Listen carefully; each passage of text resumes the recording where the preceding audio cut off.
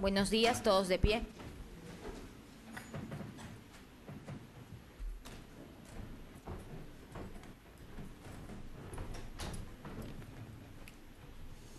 Bueno, asiento, por favor.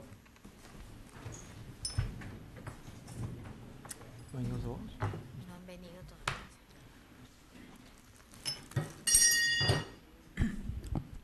Se abre la sesión de la audiencia 67ª. Se solicita la aprobación del acta de la sesión 65ª. Ninguna observación, señor presidente. Mientras tanto, para los efectos de la instalación, vamos a dar por aprobada el acta. Señorita secretaria, dé cuenta del despacho. Señor, informar que para el día de hoy se había dispuesto el traslado del señor Julio Salazar Monroy en virtud de continuar su declaración testimonial por el señor representante del Ministerio Público. Sin embargo, es el caso que, no obstante haberse oficiado al presidente del Instituto Nacional Penitenciario, al director de la Oficina Regional de Lima y Callao del Instituto Nacional Penitenciario, y así como también al director del establecimiento penitenciario Sarita Colonia, cuyos cargos obran en secretaría y que han sido diligenciados el día 3 de junio, se nos ha informado que el señor Julio Salazar Monroy no va a ser trasladado a las 9 de la mañana, sino con un retardo de aproximadamente 1 hora, luego de las coordinaciones realizadas para efectuar su traslado y puesta a disposición del tribunal en el plazo más breve posible. Hay que hacer mención de un hecho, que el tribunal desde luego está mortificado por esta situación. El tribunal siempre, para los efectos de la conducción de testigos que se encuentran reos en cárcel, realiza una triple coordinación. Se recurre siempre por los canales oficiales escritos tanto a la presidencia del INPE, a la dirección regional, al propio penal y a la oficina de seguridad de la Policía Nacional. Y además, en segundo lugar, en la misma mañana de la audiencia se comunica telefónicamente con los miembros de seguridad y de traslados para controlar que en efecto se ha cumplido el mandato. Por ello es que nos hemos enterado que no había sido trasladado el señor Salazar Monroy, y eso nos ha permitido coordinar desde la presidencia del INPE, dando cuenta de este hecho que nos llama mucho la atención, pero que en todo caso, sin perjuicio de las investigaciones que el INPE realizará, ya se ha dispuesto y ya se ha dispuesto la conducción del señor testigo, y por razones de tráfico y de distancia, esto puede llevarse a cabo a partir de 1 hora. Entonces vamos a suspender 1 hora. Presidente. Sí, señor. Sí. La Fiscalía quiere puntualizar lo siguiente.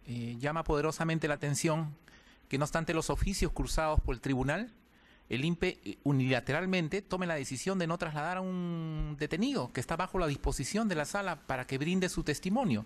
Y solo debido a la gestión de la secretaria es que nos percatamos que ese señor no iba a ser trasladado. En tal sentido, la Fiscalía muy respetuosamente considera que la sala debe tomar las medidas respectivas a efecto que esta situación no vuelva a ocurrir. La sala ha tomado las medidas, siempre lo hace, y en este caso, como hemos cursado o hemos hablado telefónicamente con la presidencia del INPE y le estamos cursando copia de los cargos, porque lo que nos informó es que no aparecía el requerimiento para el traslado, cuando sí se ha cursado debidamente.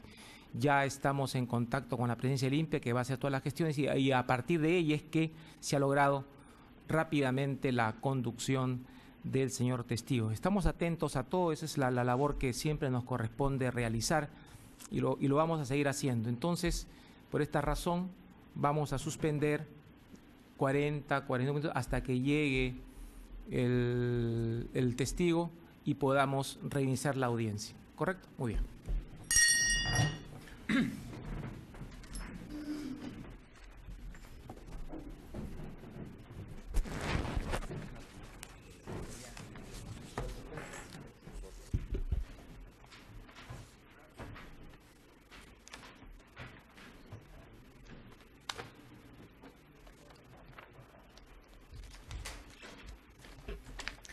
Todos de pie, por favor.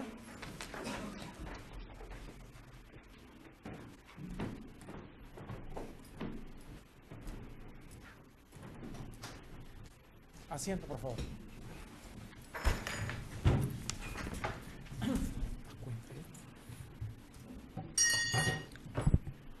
Anuda la sesión. Señora relatora de cuenta, secretaria de cuenta del despacho. Se ha recibido en virtud del pedido realizado por la señora Jara de Aguilar respecto a la desafectación del inmueble ubicado en el distrito de San Borja. El tribunal dispuso en la audiencia del 21 de abril, sesión número 51, se oficiara pidiendo copia certificada del testimonio de compra-venta del inmueble en materia del pedido de la señora Aguilar. Se ha recibido ya la documentación y también se ha puesto a la vista de las partes para su revisión, señor. A ver, el tribunal en la sesión 49 de 16 de abril dio cuenta de la solicitud de doña Edith Aurora Jara Aguilar, que solicita la desafectación del bien inmueble de su propiedad ubicado en la calle Amadeo Vives 104-106, Las Begonias, San Borja, Lima. En la sesión de 21 de abril se recabó la opinión de las partes y el tribunal solicitó o requirió la remisión de copia certificada de la escritura pública de compra-venta. El tribunal ya ha recibido este documento como consta a las partes y de ahí advierte la realidad y legalidad de la adquisición que se menciona. En consecuencia, y acreditándose con prueba indubitable la realidad de la propiedad de doña Edith Aurora Jara Aguilar respecto del indicado inmueble, que está ya rectificado y aclarado en el asiento C0002 de la partida 417748.7, entonces considera legalmente procedente su solicitud y por consiguiente respecto de ese inmueble que está en el indicado asiento registral, se dispone declarar fundada esta solicitud y por consiguiente desafectar ese inmueble respecto del precisado predio. Muy bien. Vamos a continuar. ¿Qué cuenta usted? El testigo Salazar Monroy, quien acaba de... A ver, que lo traslade, que haga lo pasar. Como habíamos quedado la sesión pasada, esta jornada va únicamente a prolongarse hasta las 12:15 del día.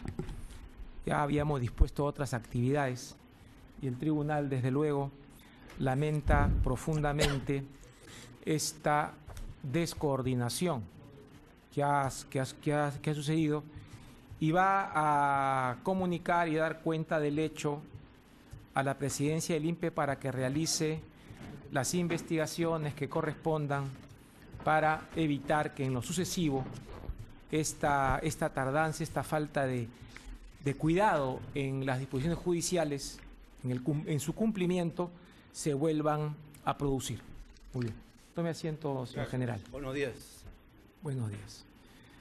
Señor fiscal, ¿puede usted continuar con su interrogatorio? Señor presidente, antes de continuar con nuestro interrogatorio, la Fiscalía solicita incorporar a los autos el informe periodístico que propaló el programa La Ventana Indiscreta este lunes, donde se aprecia al señor Vladimiro Montesinos Torres en las instalaciones del SIN, dirigiendo una entrevista al general Picón, alcalde, quien en esa fecha era presidente de la sala de guerra del Fuero Privativo Militar, donde se refiere justamente a cómo debía responder este general del ejército ante la denuncia que había formulado el general Robles Espinosa. En tal sentido, consideramos importante incorporar a los autos este documento para que en su oportunidad sea discutido por las partes, sea visualizado, para que la sala tome cabal conocimiento de cómo el Servicio de Inteligencia Nacional de alguna forma intervino directamente en el manejo de las declaraciones de los principales implicados en las matanzas de la Cantuta y Barrios Altos, y se exige al general Picón, alcalde, de determinadas declaraciones justamente para pretender desvirtuar la solidez de las imputaciones del general Robles Espinosa. Una pregunta, ¿qué documento es el que está presentando? Es un video. Es un video Del programa propalado por La Ventana Indiscreta, Canal 2. Ese video ya. En tanto, se trata de un documento... Informe periodístico. Un documento de cara a una complementación de la realidad de una información que aquí se ha discutido, se incorpora a los autos para su lectura, debate en la estación que corresponda. Muy bien. Sigue usted, señor fiscal.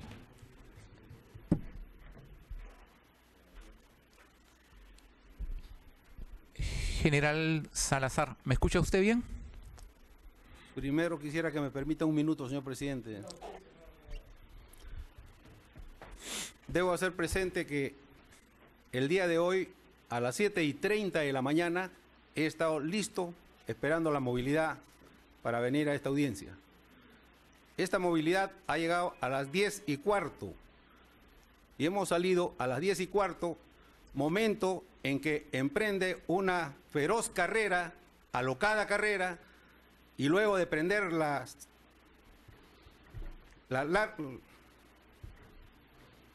circulina y la alarma, se dirige desde el Callao a este punto, logrando en todo el trayecto, con la alerta correspondiente y la alarma que viene funcionando, abrirse paso en forma desesperada. Yo pienso que el traslado no es el correcto, no es el adecuado, y espero que en lo sucesivo esto no se repita. Por lo tanto, hago presente a la sala que es el motivo de la demora. Gracias. La sala, desde luego, toma presente el tema, no ha formulado ningún cargo contra nadie. Nosotros no podemos establecer esto, hemos pedido que el INPE investigue, desde luego, hemos requerido a las autoridades el cumplimiento efectivo e inmediato, pero desde luego eso implica siempre tener cuidado para evitar cualquier circunstancia lamentable. Muy bien. Correcto. General, de acuerdo al decreto legislativo 752 y la normatividad existente sobre el servicio que formulan los militares, ¿cuál es la situación de un militar? ¿Qué tipo de situaciones se puede dar en un militar, un oficial perteneciente al ejército peruano? De acuerdo a este decreto legislativo 752, decía en sus considerandos que permitía continuar en la situación de actividad a los oficiales generales que se desempeñaban como comandantes generales de los institutos y asimismo del Servicio de Inteligencia Nacional. En este sentido, yo permanecí hasta el 20 de agosto de 1998, fecha que dejé el puesto y pasé al retiro. La pregunta va, ¿qué situación puede tener un militar perteneciente al ejército? Una hipótesis, un militar puede estar en actividad, ¿es correcto o no? ¿Podría repetir, por favor? ¿Me entiende la pregunta? No le escuché, perdón, no le escuché. Un militar, ¿qué tipo de situación puede tener al ser perteneciente al ejército peruano? Hay tres hipótesis, pero usted la tiene que responder. Correcto. Diga usted. Situación de actividad, situación de disponibilidad y situación de retiro. Exacto. Son las tres situaciones que uno puede estar dentro del ejercicio. ¿Qué implica estar en situación de actividad? Estar en el ejercicio activo de la función. Ejercicio activo. Así es. O sea, estar en funciones. En funciones dentro de la institución. ¿Implica que un militar tiene una ubicación determinada? Así es. ¿Un puesto? Por eso le dije que el decreto legislativo 752 dice la ubicación perfecta y exacta.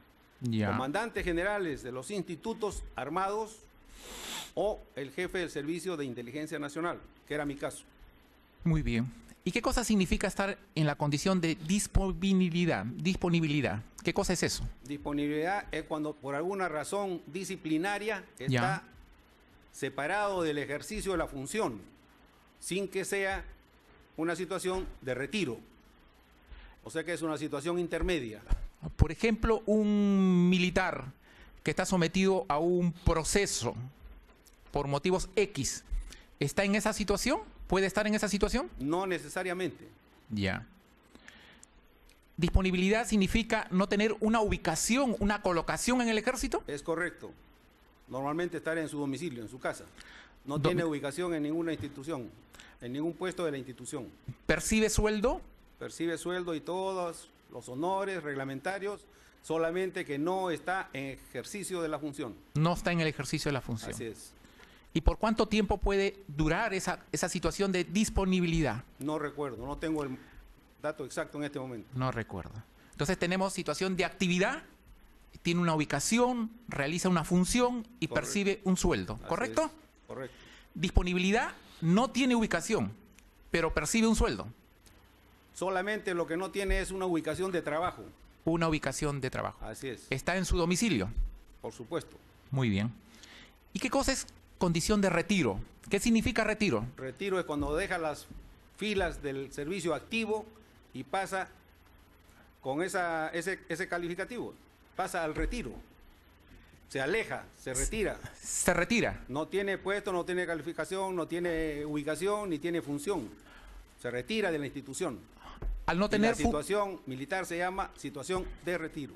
la situación militar de retiro implica que ese militar ya no pueda recibir órdenes, ¿es correcto?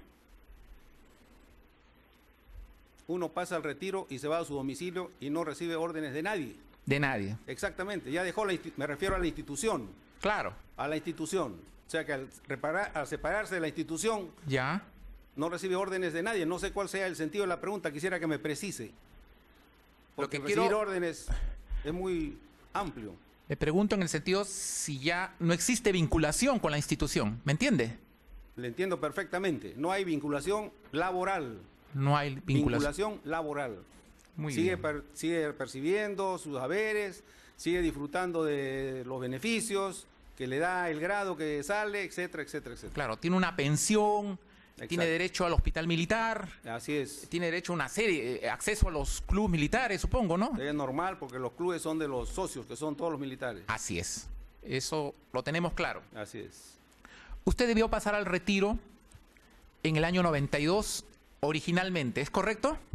Como dice la ley, a los 35 años de servicios activos cumplidos, Ya. como pasó mi promoción, a excepción del general Hermosa y el que habla, que de acuerdo a este decreto legislativo, permanecimos hasta agosto del 98. O sea, usted se prolongó su situación de actividad gracias al decreto legislativo 752, ¿es correcto eso? Correcto. Así es. Y esa situación sui generis, esa situación especial, solamente fue para el general Hermosa y para usted, ¿es correcto? No es correcto. ¿Qué cosa es lo correcto? Lo correcto es que todos los comandantes generales de los institutos Ya. permanecieron en esa, se acogieron a esa disposición. ¿Y lo que- quiénes, lo y que quiénes digo- fueron los comandantes generales que se favorecieron en su promoción? Esa palabra de favorecieron no la acepto, como la vez pasada le expliqué. ¿A quiénes se le aplicó, general? Se le aplicó a todos los comandantes generales, que era el almirante Ibárcena, el general Bello, lo que recuerdo, el que habla, general Hermosa. Y acá en esta sala se ha dicho, es bueno puntualizar algo, en esta sala se ha dicho a través del general Robles que el general Hermosa permaneció en el comando del ejército estando en retiro. Eso es falso. No estuvo en retiro, estuvo en servicio activo, como usted lo ha mencionado anteriormente. En virtud de ese decreto legislativo. Correcto. De su promoción solamente quedaron el general Hermosa y usted, ¿es correcto? Es correcto. Muy bien. Ya usted nos ha explicado qué cosa es la situación de un militar en retiro absolutamente desligado de la institución, ¿correcto? Así es. Así es. Si usted se desligó de su institución el 20 de agosto de 1998, como ha venido usted relatando a través de numerosas declaraciones, ¿es correcto eso? Así es, y ahora lo he dicho, hoy día lo he dicho. Hoy día lo ha dicho, ya. Si usted está desligado de su institución, ¿cómo podemos entender que a usted se le otorga un grado superior? Se le otorga el grado de general de ejército. ¿Cómo explica usted eso? Si usted ya está en el retiro. Le expliqué anteriormente que no era grado lo que usted está mencionando. ¿Ya? No es grado. ¿Qué cosa es? Es un título honorífico. Título honorífico. Sin ningún beneficio económico, ninguna alternativa de mayor sueldo, ni Ya. tampoco es como grado. Y tal es el caso que cuando uno deja el puesto, se suspende automáticamente este título honorífico y uno vuelve a ser general de división, que es el grado correcto en la escala jerárquica de la institución. ¿Pero eso se puede aplicar a un militar en retiro? ¿Cómo es eso? No le podría dar mayores explicaciones. ¿Por qué no puede dar explicaciones? Porque no o la sea, conozco. si usted está fuera de la institución, ¿cómo le pueden reconocer como general de ejército? Le pongo un caso específico. Cuando le dije la vez pasada que ya repetimos lo mismo, Ya. es lo mismo cuando se nombra a los mariscales. Los mariscales están en el retiro, hasta a veces están fallecidos, y se le da el título honorífico de mariscal. Esto sucedió con el coronel Bolognesi. Es el mariscal Francisco Bolognesi. Es Pero- idéntico, es igual. Pero acá, ¿en virtud de qué? ¿En virtud de qué disposición a usted estando en el retiro le pueden dar un grado, como en este caso, grado de general de ejército? Por ejemplo, el general Rivero Lazo. ¿Usted lo conoció al general Rivero Lazo? Lo conocí perfectamente. ¿Él está en situación de retiro? Así es. Así es. ¿A él se le Actualmente está en retiro. se le puede dar el grado de general de división? El decreto legislativo Ajá, 752, le repito por tercera o cuarta vez, sí. era para los comandantes generales de los institutos. El general Rivero Lazo, usted conoce que no es ni ha sido comandante general del ejército. Era para los comandantes generales de los institutos y para el jefe del Servicio de Inteligencia Nacional. ¿Y eso implicaba algún uso de un distintivo adicional? ¿Ustedes usaran una estrella más? ¿Cómo es eso? Eso es correcto. Una estrella más. El general de división lleva 3 estrellas. Ya. Y el general de ejército lleva 4 estrellas. Así es. ¿Y un ministro de defensa, qué cosa es? ¿De dónde forma, de qué conglomerado participa un ministro de defensa? ¿Qué cosa, qué labor realiza un ministro de defensa? El conglomerado, si usted quiere llamarlo, es un gabinete de ministros. Así es. Si usted le quiere llamar conglomerado, es gabinete de ministros. Pertenece al poder. Ejecutivo. Así es. Entonces, ¿por qué se le tenía que dar a usted un grado si ya formaba parte usted de un ente, que es el Poder Ejecutivo, formaba parte de esa situación? Señor presidente, si me permite, el testigo ha referido que no es un grado, sino es un título honorífico. Entonces, sobre ese punto, me parece que tendría que explorar el señor fiscal con todo derecho cuál es el fundamento legal del título honorífico, si solo lo recibe un militar en actividad. Pero ya ha señalado claramente que no es grado, que es título honorífico. En efecto, el testigo dijo título honorífico y la Fiscalía en su línea de preguntas no ha cuestionado la existencia de ese concepto. Por consiguiente, sus preguntas deben orientarse asumiendo ese dato. En tanto, ojo, no lo ha cuestionado. Ya. Usted, formando parte ya del Poder Ejecutivo, ¿recuerda usted cuándo juramentó? Como ministro de Defensa. No recuerdo si fue el 20 o 20. Yo dejé el Servicio de Inteligencia Nacional el 20 de agosto e Ya. inmediatamente fui nombrado ministro de Defensa. Ya. El día que juramenté es inmediatamente. Ya. No sé si fue el 21, exactamente no recuerdo la fecha, pero fue inmediatamente. Y ese- Salí del Servicio de Inteligencia Nacional y pasé al Ministerio de Defensa. Y ese título honorífico, como usted le denomina, se le confirió simultáneamente a su juramento, ¿correcto? Sí, porque estaba dispuesto igualmente que todos los ministros y comandantes, esa es otra disposición, los comandantes generales y ministros de defensa, cuando fueran lógicamente generales, tenían el título honorífico de general de ejército. Esa era la razón. Pero eso se entiende, ese título honorífico es para quienes están en actividad. Usted No. está en el retiro. No le podría responder esa especificación. ¿Ah? La norma se refiere a militares en actividad. Por eso yo le preguntaba a usted las 3 condiciones de un militar. Y usted estaba en el retiro. A usted no le pudieron otorgar ese título honorífico. ¿Me entiende? Me parece que es otro campo. Es otro campo. motivo. Yo fui nombrado ministro de Defensa y tuve el título honorífico de general de ejército. ¿Por qué se me dio? Usted ya quiere llegar al detalle de por qué fue, no le podría contestar. No desea responder. Exactamente. Muy bien. Señor Pero presidente, Ha dicho no puede contestar. No puede. Perdón, no. Ha dicho no puede, correcto. porque sería conveniente, dado a que se está examinando los requisitos para acceder a este título, que el fiscal interrogue al testigo si es que conoce cuáles son los requisitos legales para poder entrar a una discusión si han sido bien aplicados o no. No todos son como el general Robles, que tiene manejo de la ley. Pero ya está clara la línea de preguntas y ha entendido perfectamente el ámbito y creo que no hay ningún tipo de confusión por parte del testigo. ¿Es correcto? es correcto, pero cuando dice que no quiero contestar, eso no es correcto. Correcto. Bueno, y eso ya está definido. Sí, Ya usted, señor está, fiscal. se ha anotado bien actas lo que usted ha dicho. Usted en la sesión anterior ha relatado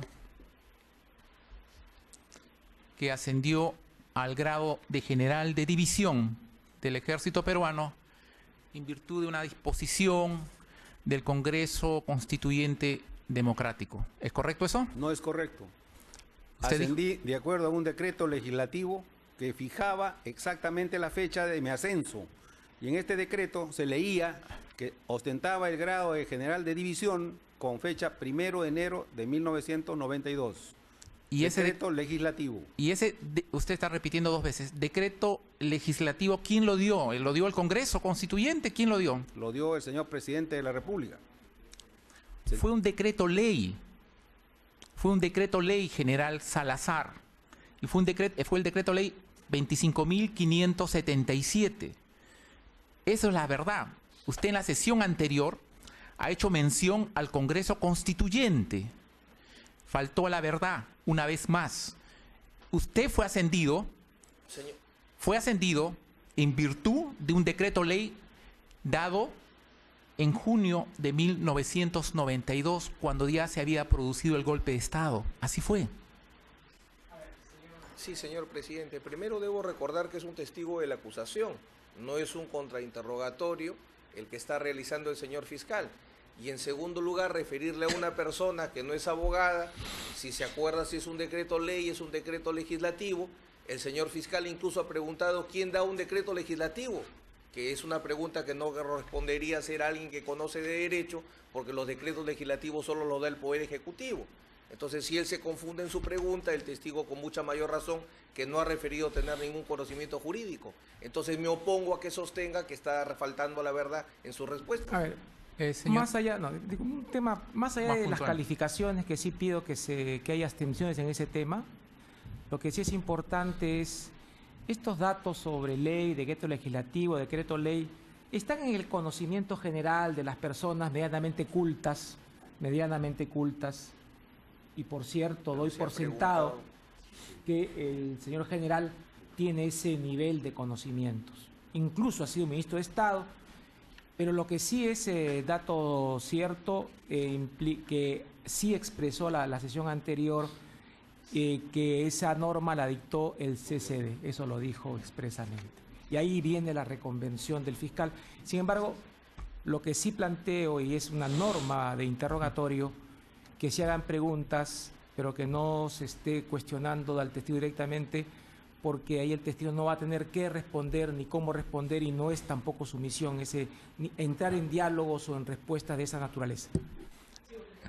como usted ha notado, señor presidente, en la sesión anterior el señor testigo hizo una larga exposición en el sentido que él fue ascendido en virtud de una disposición que se dio en el Congreso Constituyente Democrático. Inclusive se le interrogó de la instalación del Congreso Constituyente Democrático.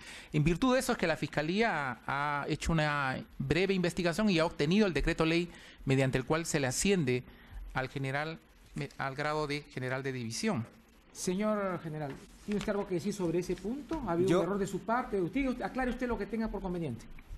El señor fiscal me hizo esa pregunta que no venía en absoluto al caso de que yo he venido a atestiguar de Barrios Altos y Cantuta.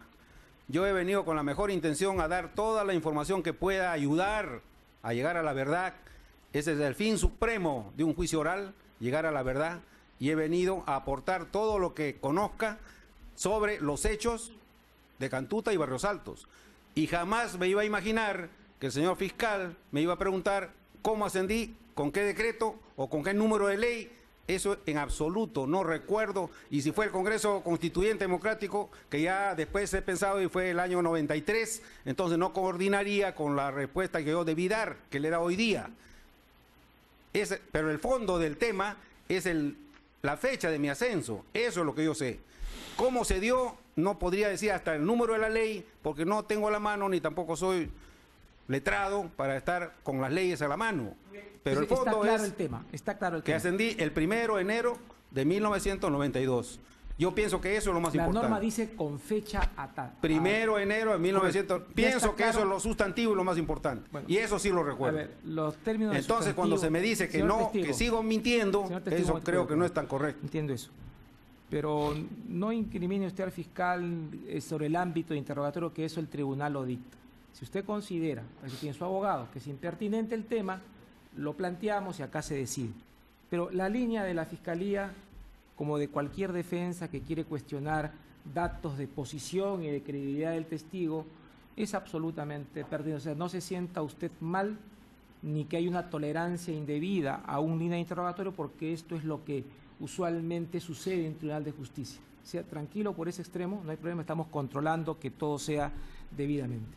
Entonces ya usted ha precisado el porqué de la respuesta y hay un marco de referencia y estamos muy claros entonces en ese tema. Sigue usted, señor fiscal. ¿Conoció usted a Pedro Huertas Caballero? Lo conocí. Pedro Huerta Caballero era abogado que trabajaba en el Servicio de Inteligencia Nacional.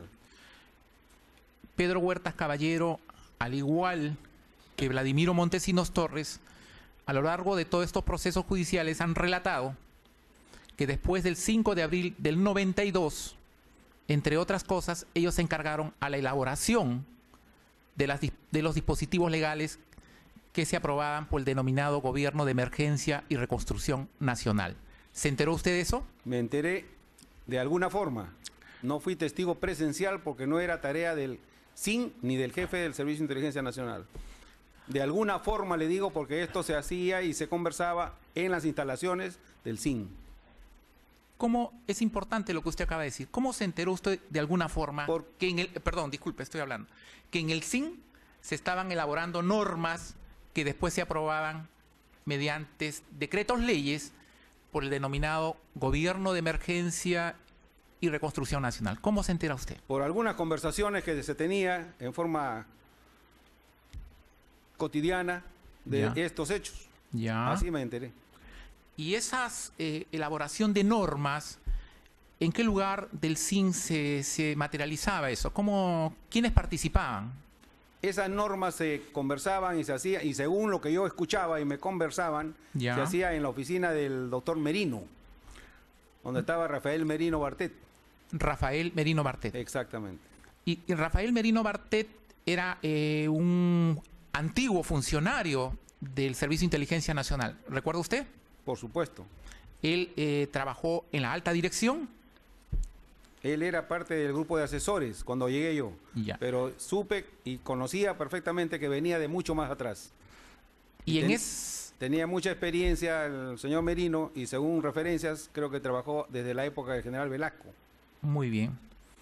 Aparte de Rafael Merino Bartet, Pedro Huertas Caballero, Vladimiro Montesinos Torres, ¿intervino algún equipo adicional de abogados para elaborar estas normas? No conozco. No conoce. No. ¿Usted también participaba en esa producción de elaboración de normas? En ninguna oportunidad participé en esta producción de normas porque no era letrado. Muy bien. ¿Usted tiene conocimiento si Rafael Merino Bartet es abogado también? No es abogado, pero conoce mucho por la experiencia amplia que tiene, como le manifiesto, de muchos años atrás. ¿Es verdad o es falso? Estoy consultando que el decreto ley 25.577, que dispuso su ascenso a general de división, también fue elaborado en las instalaciones del Servicio de Inteligencia Nacional? ¿Sabe usted algo de eso? Absolutamente no conozco. No conoce. No conozco.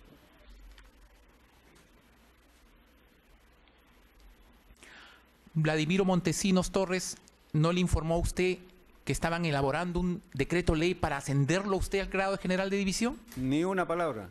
No conozco. Muy bien.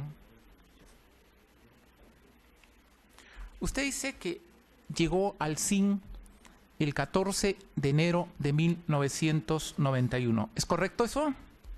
El nombramiento de la resolución tenía fecha 14 de enero de 1991. Que llegué al CIN, yo no creo que sea en ese momento que llegué. Ya. La fecha de la resolución de mi nombramiento es 14 de enero de 91. En esa fecha es que se produce el relevo con el general Edwin Díaz Ceballos. ¿Es correcto eso? No es correcto. Cuando, en esos días posteriores. Posterior, por supuesto, porque fue la fecha que salió publicada la resolución de mi nombramiento, 14 de enero. Ajá. Entonces lo lógico es pensar de que al salir, seguramente los días posteriores, me acerqué a relevar al general Díaz en el puesto de jefe del CIN. Y en el CIN, entre otras personas, usted encontró a Vladimiro Montesinos Torres, ¿es correcto? Así es. ¿Se reunió usted con Vladimiro Montesinos? Posteriormente. Posteriormente estoy hablando. Posiblemente, claro. Ya. ¿No le llamó la atención a usted que la persona que le había ofrecido el cargo de jefe del CIN se encontrara en el CIN justamente sin un puesto de trabajo, sin un nombramiento y sin sueldo? ¿No le llamó a usted la atención eso? No me llamó la atención. Sí, En no, absoluto, no me llamó la atención. porque mire usted, Vladimiro Montesinos, en junio del 90, le ofrece un cargo. Conversan, usted acepta, él consulta, dijo todo está ok. En enero del 91 eso se materializa. Y quien le ofrece a usted el cargo, usted llega al CIN y no tiene el cargo, no tiene sueldo, no tiene nada. ¿A usted no le llamó la atención eso? Lo que usted acaba de decir no es correcto. ¿Qué cosa es lo correcto, señor general? Lo general? correcto es que llegué y Vladimiro Montesinos tenía un cargo, tenía un puesto, tenía una función. Era asesor de la alta dirección. Eso es lo correcto. ¿Y dónde, en qué resolución se encontraba ese cargo en enero del 91? En ninguna. Entonces, ¿cuál cargo estamos hablando? De asesor de la alta dirección, Pero sin resolución. Es un cargo verbal. Entonces, ¿de qué cargo estamos hablando? Porque tiene usted que responder con seriedad. Tiene que haber un sustento. Porque yo no puedo ir a una dependencia y decir yo soy asesor del comandante general del ejército y no tener ningún nombramiento, ni siquiera un oficio, ni sueldo. Y quedarme hasta las 3 de la mañana todos los días, vivir ahí sin ningún sustento. Explique. Lo que me caracteriza es ser serio. No Correcto. ser burlón ni ser mentiroso.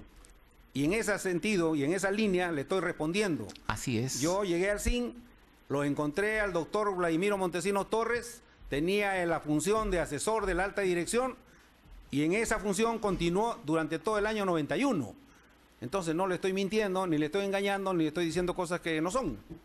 ¿Quién le dio esa función a Montesinos? Lo encontré con esa función y continuó con esa función. ¿Y por qué usted, cuando llegó y Montesinos no tenía una ubicación con nombramiento, con resolución, usted por qué no tomó ninguna medida? No tomé ninguna medida hasta el año 92.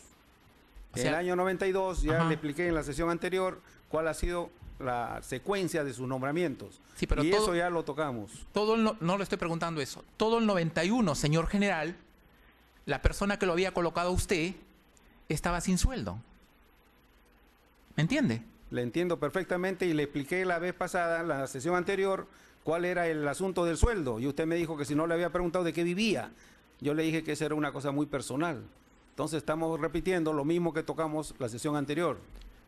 No le estoy preguntando eso, le estoy diciendo si usted, al ver esa situación, que la persona que lo había llevado al CIN, usted llega al CIN y no lo encuentra con un nombramiento ni con un sueldo. es una situación absolutamente irregular en una institución que tiene que ver por la seguridad interna y externa del país. Es el centro del poder. Y eso es algo absolutamente inusual y que llama la atención. Y que encima a esa persona se le haya dado cientos de millones de soles. ¿No es irregular eso? Señor presidente, es argumentativa la pregunta. Los argumentos tienen que darse para que se pueda entender la pregunta, no para que el fiscal marque su posición. En un interrogatorio no se marcan posiciones. Preguntas argumentativas, desde luego, están fuera de lugar. Sin embargo, hay un pedido de una explicación o justificación al por qué permitió, toleró que el doctor Montesinos, durante cerca de un año, se encontraba sin una resolución oficial de nombramiento. Ahí va la explicación de lo usual o lo inusual. Diga usted su precisión y con eso cerramos esta línea. Diga usted. La explicación natural que yo podría dar, una explicación natural, es que cuando llego al CIN y lo encuentro a Montesinos en ese momento ya tenía, y hacia adelante lo mismo, ya lo he manifestado, que era asesor de la alta dirección y asesor personal del presidente de la República. Entonces, en este sentido, yo considerando de que era asesor del presidente de la República, se le daba todas las comodidades y todas las facultades para que continúe en esta tarea de asesoramiento a la alta dirección del CIN. Esa fue la razón. Yo me sentía amparado en esa situación de que era asesor del presidente de la República. Hubiera sido diferente que este señor asesor no tuviera esas características. Entonces las condiciones laborales de este señor Montesinos en el CIN hubieran sido distintas. Entonces eso es lo que avaló a mi confianza para mantenerlo en esa situación. Señor fiscal, sigue usted.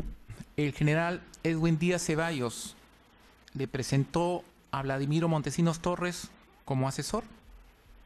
¿Qué presentación le hizo Edwin Díaz Ceballos? Porque le consulto. En el relevo tendrá que haber algún tipo de explicación. ¿Quiénes son los principales funcionarios?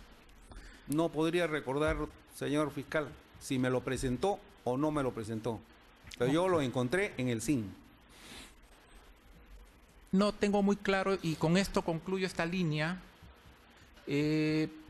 ¿Cuál fue el motivo especial para que usted espere hasta el año 92 para ya expedir una resolución jefatural nombrando a Vladimiro Montesinos Torres como asesor de la alta dirección del Servicio de Inteligencia Nacional? ¿Por qué esperó todo un año? Explique, por favor. Le acabo de referir. A ver. O sea, Dígalo. repito. Dígalo. Repito. He manifestado que esa situación la mantuve en base a la confianza que se le tenía al doctor Montesinos en virtud a la función que tenía de asesor del presidente de la República. Entonces eso avaló en mi persona para darle esta confianza y que continúe como asesor durante el año 91, sin ningún nombramiento. ¿Y por qué esa resolución más bien no se dio una resolución ya formal, con un nombramiento, con plaza determinada y con un sueldo? ¿Me entiende? ¿Por qué no se dio esa otra situación? Ya usted explicó la otra fase. Ahora dígame, ¿por qué no implicó eso una resolución con nombramiento y con derechos? Porque el doctor Montesinos también tiene derechos.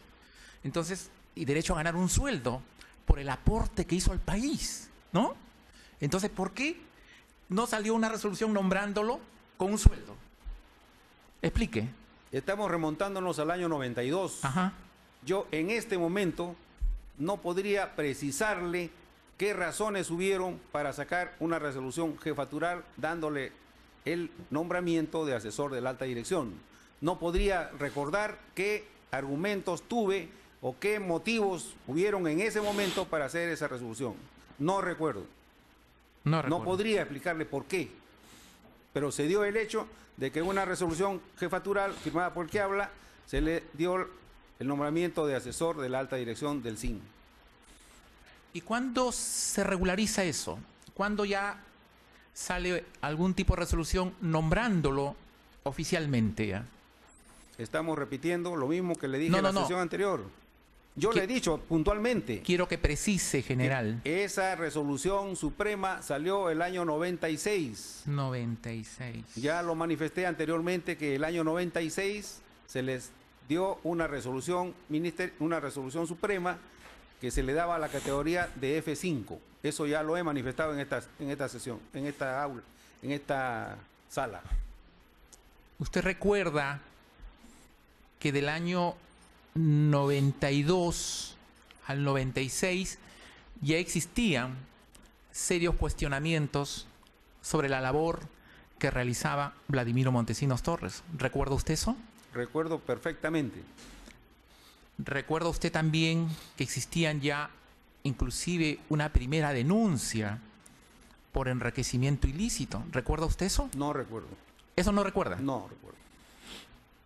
Enriquecimiento ilícito del doctor Montesinos. Así es. No recuerdo. No recuerda. Seguramente él personalmente debe recordar. Yo no recuerdo.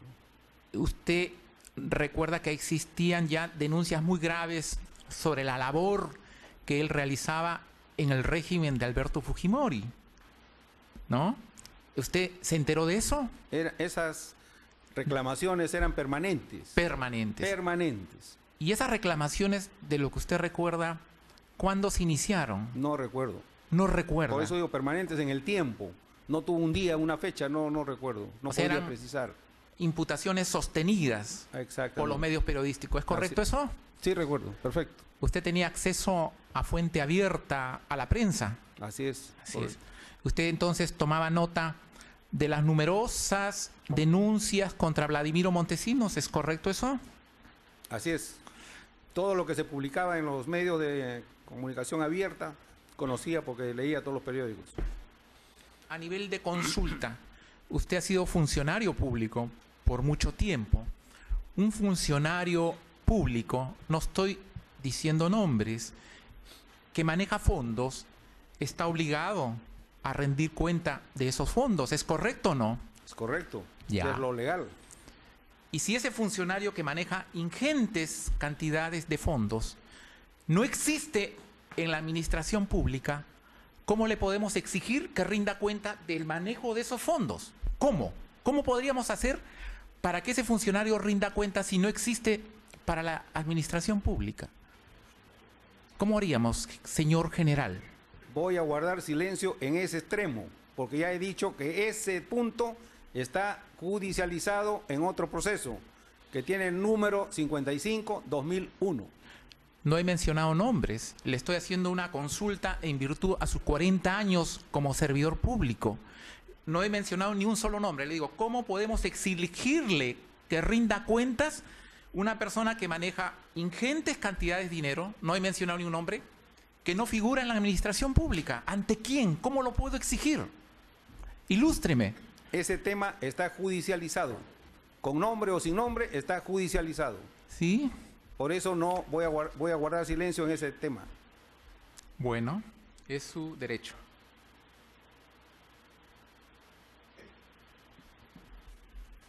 Revisemos. Usted, en la sesión anterior, hemos trabajado unas líneas iniciales de su declaración ante la Policía Anticorrupción de enero del año 2001 y la declaración instructiva del 18 de abril del 2001. Existe una ampliación de su declaración instructiva que usted rindió el 6 de febrero del 2003.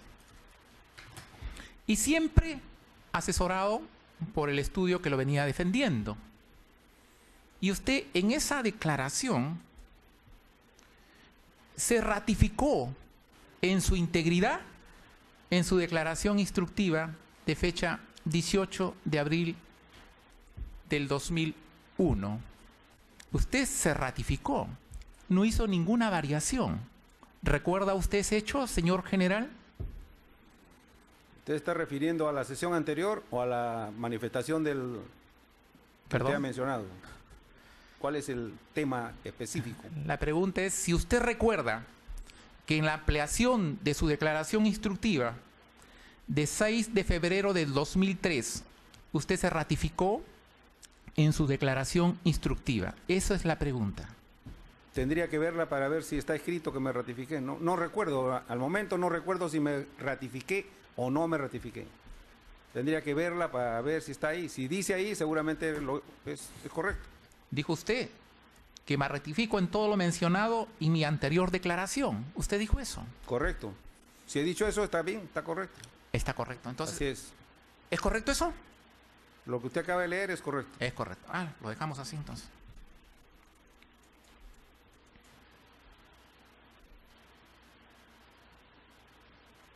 En su ampliación de su declaración instructiva de fecha 6 de febrero del año 2003, usted señaló que el Servicio de Inteligencia Nacional en el año 1991 tuvo como misión la captura de mandos o cabecillas de los grupos terroristas. ¿Recuerda usted eso?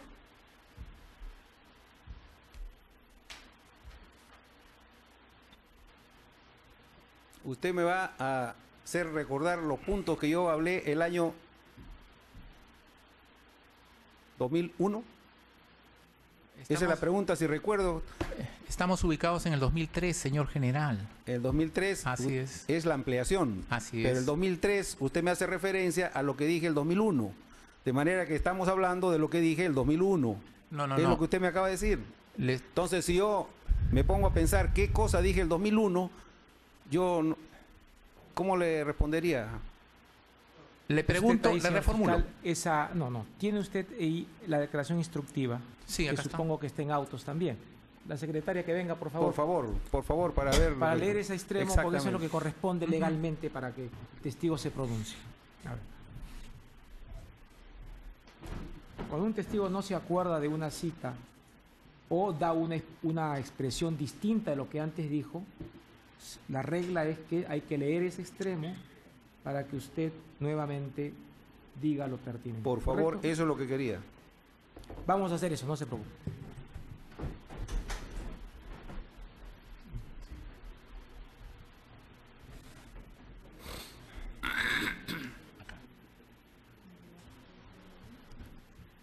Acá no hace esa pregunta, porque después voy a continuar preguntando.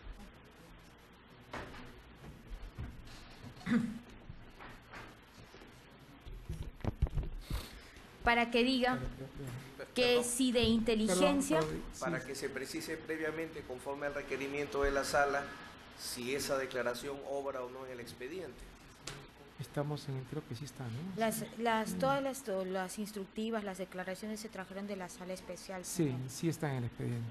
Con alguna... Pero tendría que revisar. Sí, yo he hecho una revisión, me parece, no puedo asegurar, pero sí, por la línea de que hemos exigido de copias, está. Confiamos en su palabra, presidente. Le agradezco. Pero señalándole que en algún momento hemos hecho una verificación y todavía faltan algunas piezas. Sí, Pero con cargo sí. a que en su momento... No, si me acuerdo de eso es porque le he leído Está, ¿no? y creo que está. Pero en todo caso, Ya llegó ya. el día de la próxima sesión vamos a hacer una precisión, vamos a tener listos los folios. No se preocupe. Siga usted, señor secretario. Para que diga que si de inteligencia que producía el SIN como consecuencia del procesamiento de información que recibía de los diversos órganos de inteligencia, según lo señalado en su respuesta anterior, tuvieron en la coyuntura que se vivió en el año 91 injerencia en la captura de mandos subversivos. De ser así, precise a qué nivel, dijo que efectivamente ello fue una decisión impartida por el entonces presidente de la República a fin de economizar tiempo y orientar el trabajo en la captura de mandos o cabecillas de los elementos subversivos. ¿Puede usted decir algo a partir de ese dato que se le ha leído expresamente? Perfecto. Por favor, quisiera que me diga la pregunta. cuál fue, de acuerdo a lo que se ha leído, la misión, el objetivo que impartió el presidente Alberto Fujimori al Servicio de Inteligencia Nacional en el año 1991, cuando usted fue jefe del SIN? El año 1991, el SIN se regía por el decreto legislativo 271. Este decreto legislativo 271 daba por función al SIN producir inteligencia en los campos no militares, vale decir, campo político, económico y psicosocial. Esa producción de inteligencia estratégica en estos campos era tarea del SIN. Y la inteligencia estratégica en el campo militar era producida por el Comando Conjunto a través de la segunda DIENFA. Esta integración de estas dos inteligencias estratégicas eran hechas por la Secretaría General del Consejo Superior de Inteligencia. O sea que este elemento, que era la Secretaría General del Consejo Superior de Inteligencia, era quien integraba estas dos inteligencias estratégicas.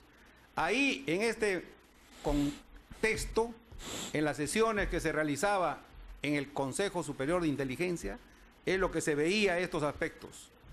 Tal es que cuando se veía los puntos de captura de los cabecillas de estos grupos terroristas, que fue de mucho interés y de mucha relevancia, esas coordinaciones, las coordinaciones se realizaban donde también integraban este Consejo Superior los elementos policiales. Ahí estaban presentes el jefe del órgano de inteligencia del Ministerio del Interior, así como el elemento de inteligencia de la Policía Nacional. Ellos eran los encargados, de acuerdo a ley, de hacer las capturas, como se hizo posteriormente, de estos elementos subversivos, en su máxima expresión, vale decir, los cabecillas de los grupos terroristas. De manera que ese es el enunciado cuando yo digo que faltó implementar y completar con la expresión del Consejo Superior de Inteligencia, donde se realizaban estas coordinaciones. Entonces, completando con ese concepto, queda perfecta la respuesta, que ahí está inconclusa. Pero usted, en la respuesta que brinda, en su declaración instructiva, en la ampliación de su declaración instructiva, asesorado por el estudio jurídico, usted señala que es una decisión impartida por el señor Alberto Fujimori al Servicio de Inteligencia Nacional. Señor presidente. No,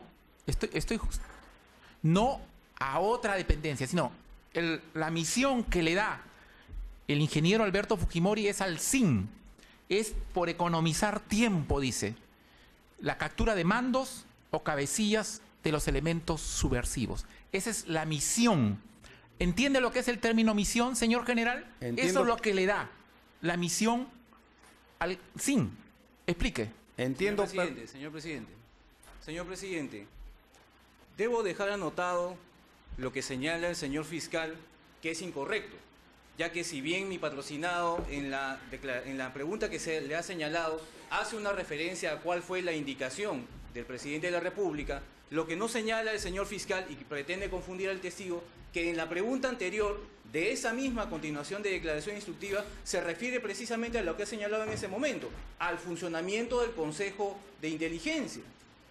Es más, en la propia pregunta del señor fiscal señala expresamente la referencia a la pregunta anterior. Entonces no es que se refiera o que señale acá, como ya lo ha señalado el señor testigo, la referencia es directamente al Servicio de Inteligencia Nacional. En todo caso, tomar nota del comportamiento del fiscal que pretende confundir al testigo. No vayamos a esas calificaciones, que el tribunal se cuida mucho porque eso genera incidencias que no vienen a grano. Pero sí, acá hay un punto importante que en la línea de la pregunta busca una aclaración, que eso me permito fijarla para ahorrar tiempo ahora sí. Usted está una base de su respuesta a esta pregunta que hemos leído, que es la segunda, ¿no? Dice, para economizar tiempo. Eso podría sugerir que fue una orden para que directamente, a través de sus propios órganos, el SIN realice las capturas. Entonces, bajo esa línea es que le pedimos a usted que haga las explicaciones que corresponden. De usted. Referente a la disposición dada por el señor presidente de la República de ese entonces, cuando dice el SIN, hay que acordarse que el jefe del SIN era quien presidía el Consejo Superior de Inteligencia. De manera que cuando yo recibo la disposición o alguna indicación, es para que como jefe del SIN, presidiendo este Consejo Superior de Inteligencia, donde están los elementos de inteligencia del Ministerio del Interior y de la Policía, por supuesto que ellos son los que asumen esta tarea que les corresponde por ley.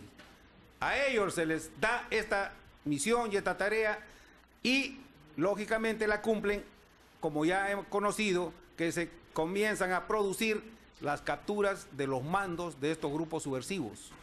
No era para que el SIN, con sus elementos, como Servicio de Inteligencia Nacional, haga capturas, porque no tenía ni los elementos para hacer estas capturas, ni tampoco la ley le permitía. De manera que en ese sentido queda respondida la pregunta.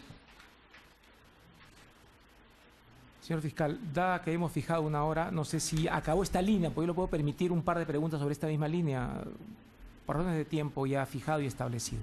Lo dejo ahí para no... Muy bien. Bueno, insiste el tribunal en expresar lamentablemente que no hemos podido trabajar más por un tema que no es controlable por el tribunal.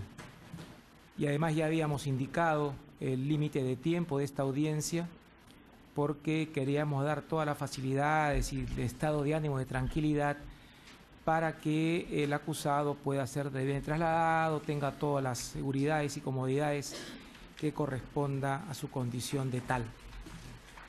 Como hemos dicho entonces, la audiencia 68ª se va a realizar el día miércoles 11 de los corrientes, a los efectos de dar un plazo prudencial para que todo esté debidamente correcto. Desde ya anunciamos La hora.